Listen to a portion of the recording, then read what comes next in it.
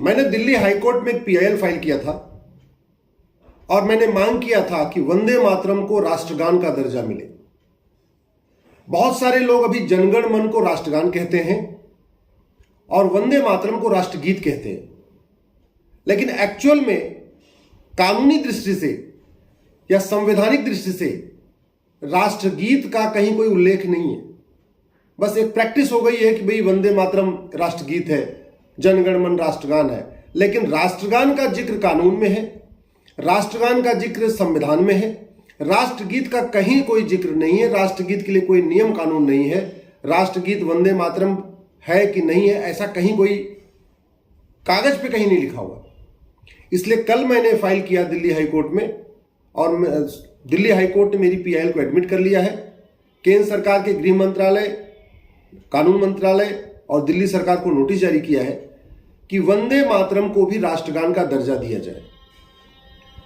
1857 का जो विद्रोह हुआ था, उस विद्रोह के बाद अंग्रेज परेशान थे।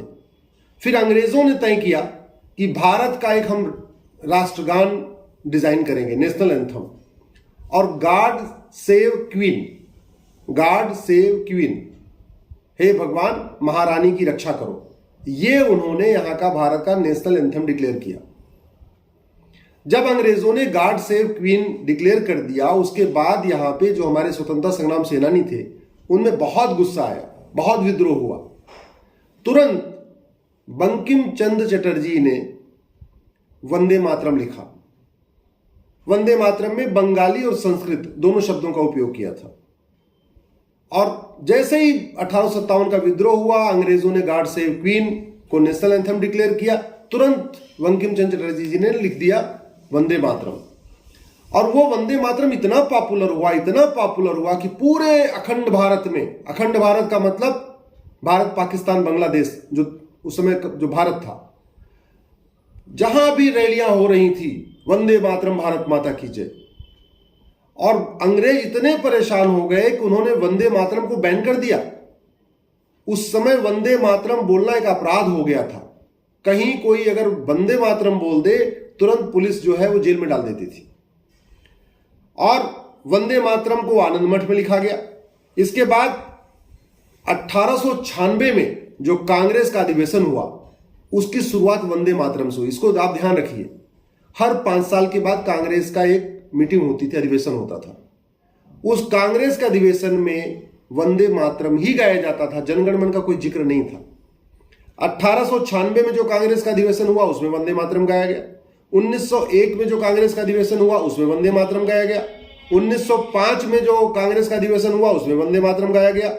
लाला लाजपत राय ने लाहौर से एक पत्रिका शुरू किया, उसका नाम वंदे मातरम था। हीरालाल सेन ने एक मूवी बनाई, उसके लास्ट में वंदे मातरम भारत माता की जय। भीकाजी कामा ने जो राष्ट्रीय झंडा डिजाइन किया, जो पहला नेशनल फ्लैग राष्ट्रीय झंडा डिजाइन किया गया था, उसमें भी मिडिल में वंदे मातरम लिखा हुआ था। राम प्रसाद बिस्मिल ने वंदे मातरम के नाम से अखबार शुरू किया। राम प्रसाद बिस्मिल ने वंदे मातरम के नाम से गजल लिखा। तो एक्चुअली अगर आप देखें तो पूरा का पूरा जो हमारा फ्रीडम मूवमेंट था, जो आजादी का आंदोलन था, वो वंदे मातरम पे बेस्ड था। आजादी की जितनी भी रैलियां हुई, कहीं जनगण मन नहीं गाया गया। जितने लोग फांसी पे चढ़ते थे वो वंदे मातरम भारत माता की जय बोलते हुए जाके फांसी पे झूलते थे। जिन लोगों को कई बार उसमें ऐसे भी जिक्र आया इतिहास में कि जब पुलिस वालों ने गोलीबारी किया तो गोलीबारी के बाद घायल लोग वंदे मातरम भारत माता की जय बोलते। सोचिए, घायल होने के बाद भी वंदे मातरम भारत माता की जय बोलते थे।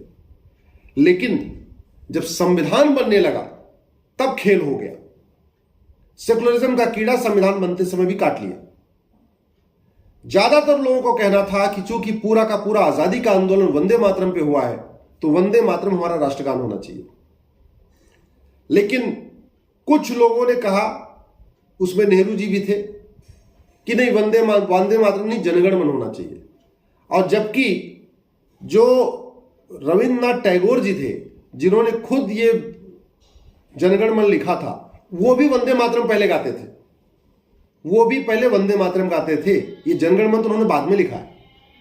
तो जब ये हुआ कि भाई ठीक है, इस पे वोटिंग कराई जाए कि वंदे मातरम होगा कि जनगण मन होगा, फिर जो नेहरू जी की जो लॉबी थी, जो कह रही थी जनगण मन होना चाहिए, उनको पता था कि अगर वोटिंग होगी तो हम हार जाएंगे। तो उन लोगों ने तय किया कि नहीं, एक काम करते हैं। उन्होंने डॉक्टर राजेंद्र प्रसाद जी से कहा कि एक काम करिए कि आप स्टेटमेंट इश्यू कर दीजिए। तो अंदर खाने बैठकें हुई, पब्लिकली जो मतलब उस पर वोटिंग नहीं कराई गई, और यह तय हुआ संविधान सभा की अंतिम मीटिंग जो हुई थी 24 जनवरी 1950 को, नोट करिए 26 जनवरी को रिपब्लिक डे हम मनाते हैं, उससे 2 दिन पहले 24 जनवरी 1950 को संविधान सभा की अंतिम बैठक में प्रस्ताव पास किया गया, वोटिंग नहीं कराई गई, एक मत से प्रस्ताव पास हुआ कि जनगण मन हमारा राष्ट्रगान होगा, लेकिन अगले ही पैरा में लिखा हुआ है वंदे मातरम, जिसका स्वतंत्रता संग्राम में बहुत अहम योगदान है, उसको भी बराबर सम्मान मिलेगा। यह नोट करने की बात है। तो अगर आप 24 जनवरी 1950 का जो रिजोल्यूशन है उसको अगर देखें, जो डॉक्टर राजेंद्र प्रसाद ने पढ़ा था, उसके अकॉर्डिंग भारत के 2 राष्ट्रगान हैं, एक जनगण मन और एक वंदे मातरम। अब कुछ लोग कहेंगे 2 कैसे? तो एक्चुअल में कुछ देशों में तो 4-4 नेशनल एंथम हैं, 2 तो छोड़िए, कुछ देशों में 3 नेशनल एंथम है, 3 राष्ट्रगान है, कुछ देशों में 4 राष्ट्रगान है। इसलिए ऐसा नहीं कि राष्ट्रगान एक ही हो सकता है, राष्ट्रगान भी 2, 3, 4 भी होते हैं, दुनिया के कई देशों में है। तो उस समय तय हुआ था कि भारत में जनगण मन और वंदे मातरम दोनों राष्ट्रगान होंगे। लेकिन फिर खेल हुआ 1971 में। 1971 में जब नेशनल ऑनर एक्ट बनाया गया तो उसमें जनगण मन का जिक्र किया, वंदे मातरम को छोड़ दिया। अब जनगण मन का जिक्र करने से यह हुआ कि भाई जनगण मन का एक प्रोटोकॉल बन गया कि जनगण मन कितने सेकंड में गाया जाएगा, जनगण मन की म्यूजिक कैसे होगी, जनगण मन खड़े होकर गाया जाएगा, उसको तो बाकायदा कानूनी प्रोटेक्शन मिल गया। लेकिन वंदे मातरम को कोई प्रोटेक्शन नहीं मिला।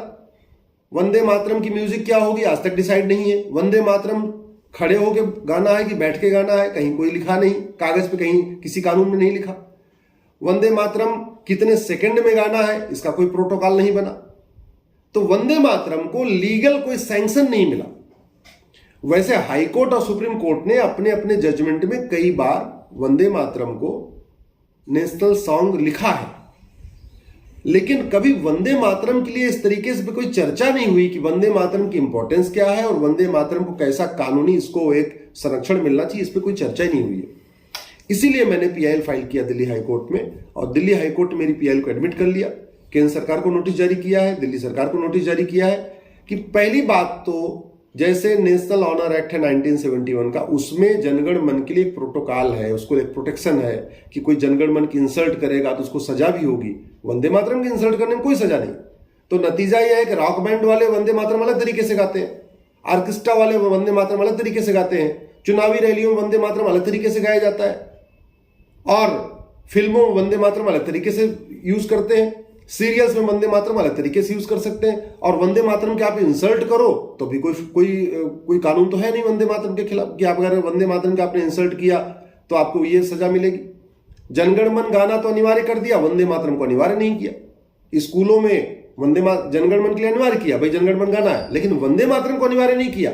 जबकि 24 जनवरी 1950 के संविधान सभा का रेजोल्यूशन कहता है दोनों इक्वल होगा। इसका मतलब यदि स्कूल में जनगण मन गाया जाएगा तो वंदे मातरम भी गाया जाएगा। अगर चुनावी रैलियों में जनगण मन होगा तो वंदे मातरम भी होगा।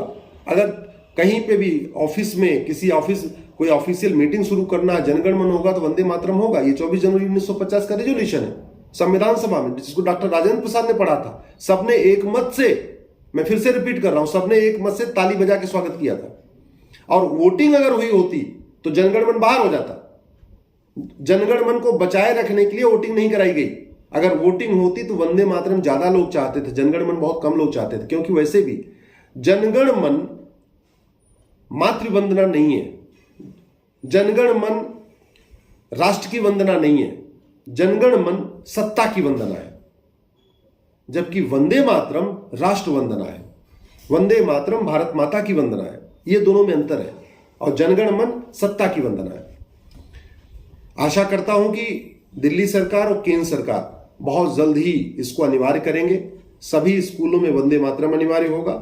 ऑफिशियल मीटिंग शुरू करने के पहले वंदे मातरम अनिवार्य होगा। मद्रास हाई कोर्ट का भी एक जजमेंट है जिसमें मद्रास हाई कोर्ट ने भी कहा है कि वंदे मातरम को इक्वल प्रोटेक्शन मिलना चाहिए, वंदे मातरम पर डे गाया जाना चाहिए। इसलिए अगली 6 हफ्ते में जवाब देना है केंद्र सरकार को, दिल्ली सरकार को। नवंबर में फिर सुनवाई होगी और मुझे पूर्ण विश्वास है कि केंद्र सरकार इसको कानून के दायरे में लाएगी जो 1971 का है। मेरा आप लोगों से निवेदन है, इस वंदे मातरम के बारे में बहुत कम लोगों को पता है। ज्यादातर लोग वंदे मातरम को राष्ट्रगीत मानते हैं, जबकि राष्ट्रगीत का कहीं कोई उल्लेख नहीं है। मैं ये कह रहा हूं, अगर इसको राष्ट्रगीत भी करना है तो एक कानून के अंतर्गत होना चाहिए ना, मुंहजबानी तो नहीं होना चाहिए कि अगर कोई वंदे मातरम की इंसल्ट करे, कोई वंदे मातरम गाने से मना करे तो उसको सजा का प्रावधान तो होना चाहिए ना। जैसे अगर कोई जनगण मन की रिस्पेक्ट नहीं करेगा, जनगण मन की इंसल्ट करेगा तो उसको सजा होगी। उसको खड़े होकर गाना जरूरी है, लेकिन वंदे मातरम के लिए ऐसा कोई प्रोटोकॉल नहीं बनाया। तो मेरा आपसे निवेदन है, एक तो इस चैनल को सब्सक्राइब कर लीजिए, क्योंकि इस चैनल को सब्सक्राइब करेंगे तो आपको पर डे नोटिफिकेशन मिलता रहेगा हमारे वीडियो का। और दूसरा, इसको अधिक से अधिक लोगों के साथ शेयर करिए। जितना ज्यादा शेयर करेंगे पूरे देश में ये मैसेज जाएगा वंदे मातरम कितना महत्वपूर्ण है, उतना ही ज्यादा सरकारों के ऊपर दबाव बनेगा और उतना ज्यादा मैंडेटरी किया जाएगा।